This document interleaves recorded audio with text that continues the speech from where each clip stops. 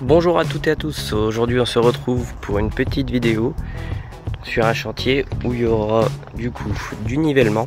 On peut voir par exemple ici, au niveau de la bordure, ici on est vachement plus haut sur toute la longueur. Du coup on va ramener la terre par là-bas pour rattraper le niveau au niveau des sapins.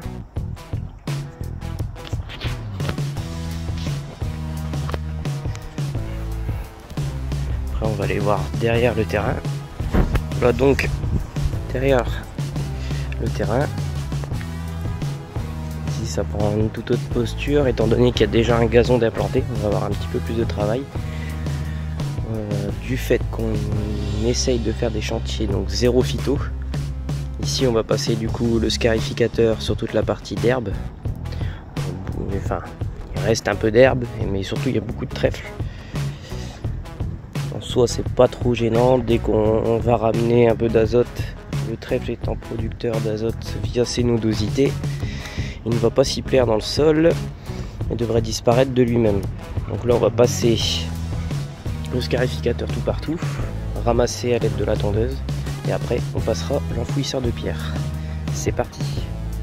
7, 6, 5, 4, 3, 2, 1.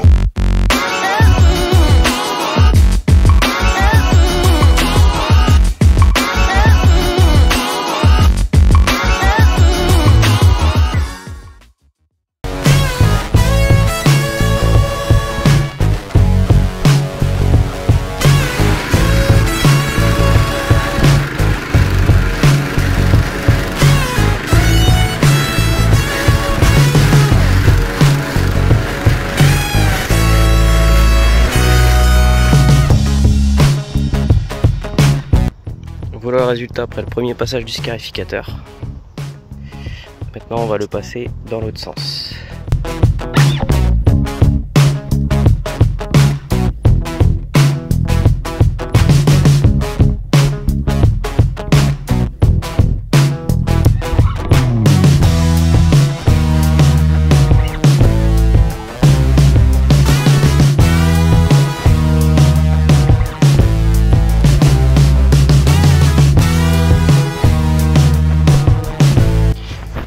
Voilà, donc j'ai repassé le scarificateur dans l'autre sens et ensuite j'ai croisé pour dire de vraiment enlever au maximum de fibres.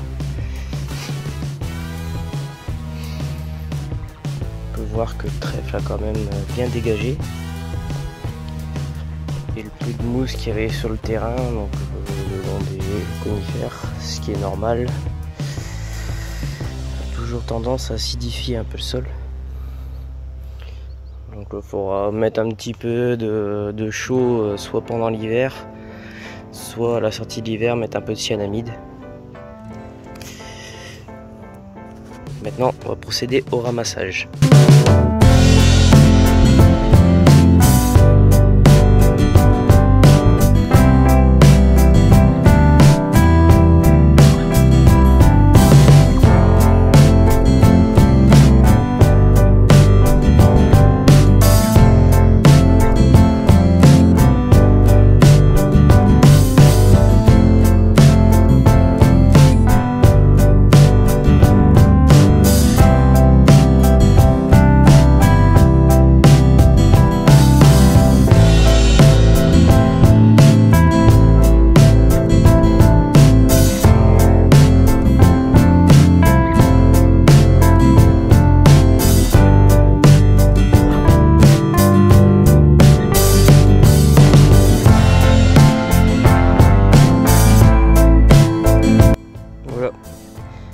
On a passé donc du coup la tondeuse pour tout ramasser et un coup de rotofil en déchaussant au maximum le gazon tout autour, ici, là-bas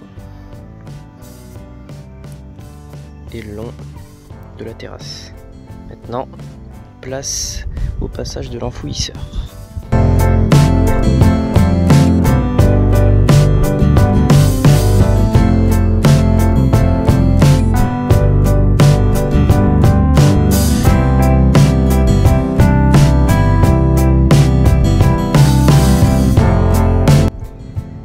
Voilà le résultat après avoir passé l'enfouisseur de pierre et déjà un premier coup de râteau. peut voir que là-bas on est vraiment fort haut. Il faut rattraper toujours le long de la terrasse. Donc j'ai commencé à en ramener un peu. J'ai enlevé pas mal d'herbe.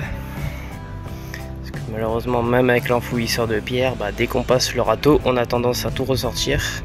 Et ce sera pareil avec la herse rotative, donc autant l'enlever maintenant. Et ici on est beaucoup plus haut aussi.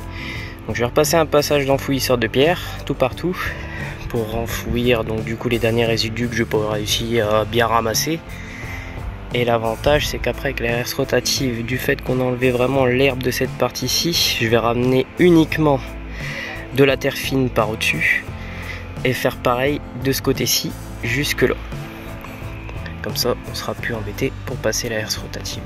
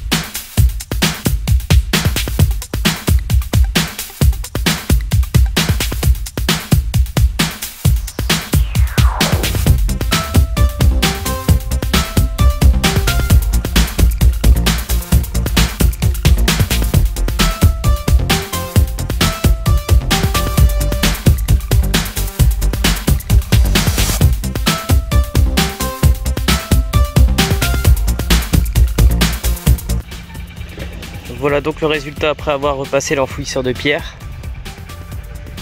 Bon, on peut voir que ça n'a pas fait de mal, on a bien réussi du coup à enfouir le reste des résidus de gazon qu'on pouvait retrouver surtout ici. Ça a permis aussi de retirer quand même un petit peu de terre, même si on le voit pas bien sur la vidéo et que ça reste quand même pas la rotative, mais on en enlève quand même. Du fait que ça projette toujours vers l'arrière, on a tendance à tirer quand même de la terre. Donc là je vais encore en enlever au râteau un petit peu, ça me fait une petite bosse ici. Et là-bas aussi, il faut que j'en ramène du coup. Du fait d'avoir passé l'enfouisseur dans ce sens-ci, j'ai retiré un peu de terre.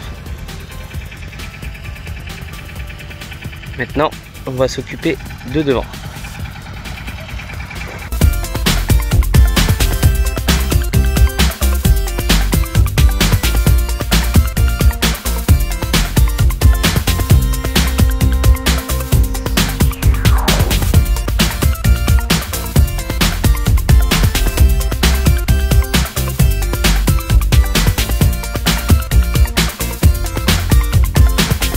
Voilà, ici on a terminé donc le passage de l'enfouisseur de pierre.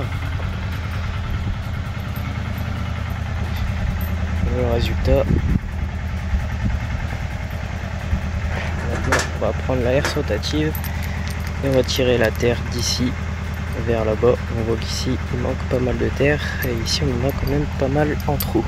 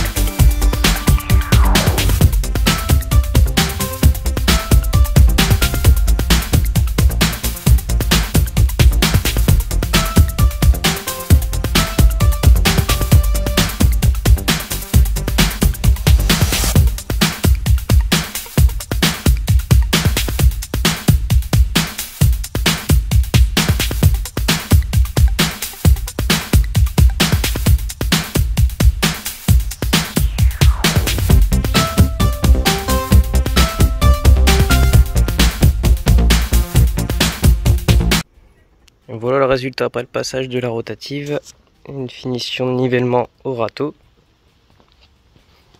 On a quand même bien rattrapé à ce niveau-là en utilisant la rotative comme bulle pour ramener la terre. Voilà derrière le terrain. Bon, malheureusement j'ai pas pu filmer, je n'avais plus de place sur la carte SD de la GoPro. Donc ici j'ai fait le même principe que devant, j'ai tiré la terre pour la ramener au maximum ici. Plus après repasser un petit coup de râteau pour dire d'affiner et puis de peaufiner le nivellement. Et là-bas j'ai fait pareil, donc tirer la terre et la ramener ici.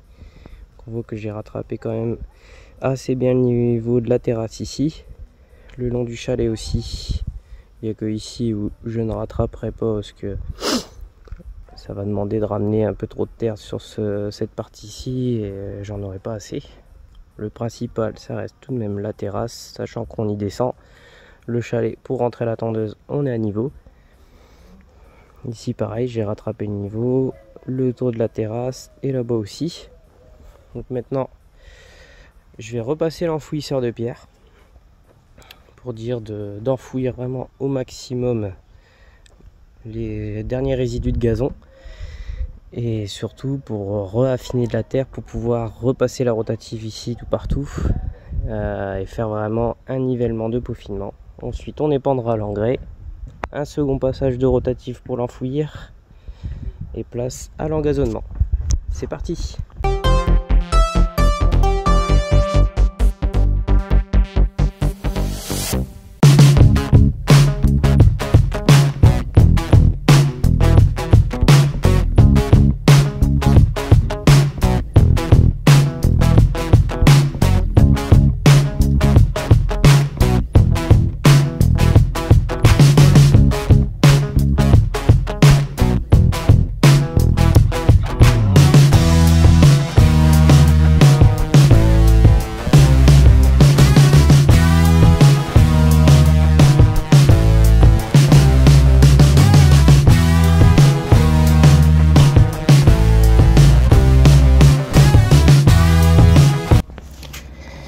Voilà, la herse rotative est passée tout partout.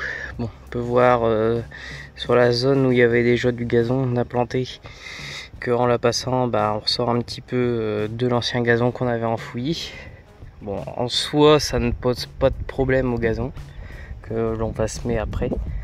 Parce que ça a déjà passé une semaine en terre, donc il reste plus grand chose de vivant et à la rigueur peu de verdure qui resterait en surface après avoir passé 48 heures au soleil. Ça ne va pas repartir, mais bon, ici pour des raisons esthétiques et puis de finition de travail, je vais repasser les râteaux tout partout et ramasser ça, et il n'y aura pas lieu de le faire du coup sur la partie qui n'était pas engazonnée. Ensuite on passera l'engazonneuse.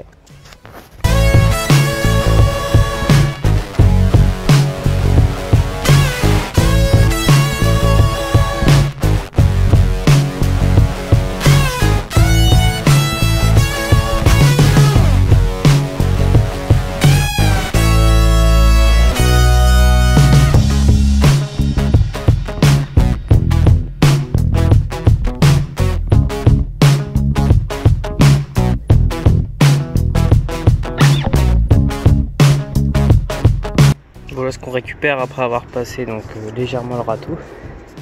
Déjà on voit que c'est quand même beaucoup plus propre que ce que c'était. Bon, en soi on ramène pas beaucoup de terre en faisant comme ça. Ça reste vraiment que de la végétation pratiquement. Des déchets assez légers. Il n'y a pas grand chose au final par rapport à la superficie.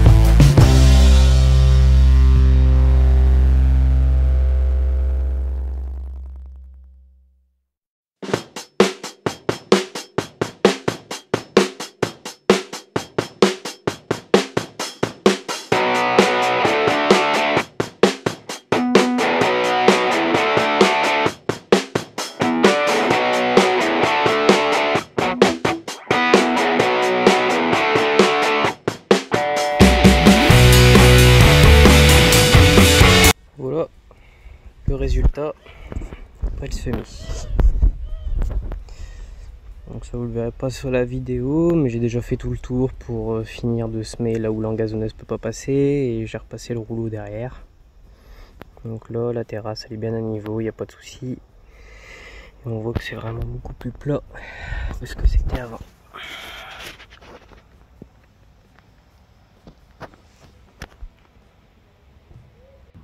Et ici le résultat, donc c'est le devant de la maison. Pareil, on a bien rattrapé le trou qu'il y avait là-bas. Ici on a vraiment une grosse bosse.